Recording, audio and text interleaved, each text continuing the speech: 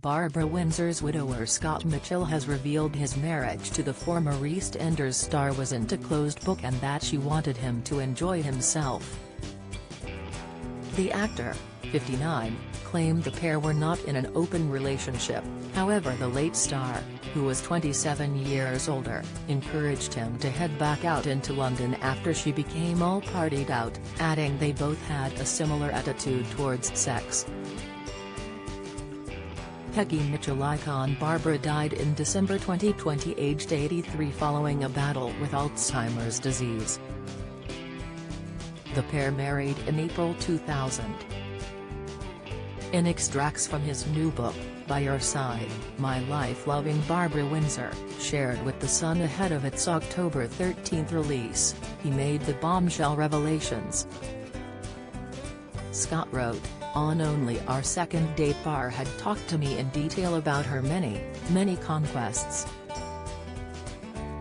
She said it was always good to brush the cobwebs away. Ours was not an open relationship, but it wasn't a closed book either."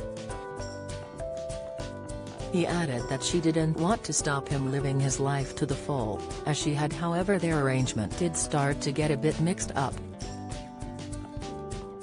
She had always said sex was sex and love was love, and she wasn't one for double standards, so she kept her reservations to herself and never asked me directly. When Barbara could drink no more, Scott would drop her off at their home in a cab, and claims she wanted him to enjoy himself back in the West End. He wrote, "It wasn't to hook up with women, though we both had a similar attitude towards sex, but to score some coke." In her own memoir, All of Me, My Extraordinary Life, the Carry On star has blamed herself for her husband's historic cocaine addiction. She had written, "I think I could have stopped Scott's spiral of self-destruction had it not been for another craving that transformed him from the wonderful guy I loved into a sad, pathetic creature I hardly recognized." The national treasure said she was not initially aware her partner was into coke in a big way, and later became fearful his addiction developed due to the age gap in their relationship. She continued, "I would look at him and think, I've done nothing wrong and yet I've managed to ruin this man's life." Scott would see the tears in my eyes and promise to go on the wagon. But it never lasted for more than 3 or 4 days and then he would be off on another bender. Eventually, Scott received treatment from renowned therapist Beachy Cole-Clough with the guidance of Elton John's manager John Reid.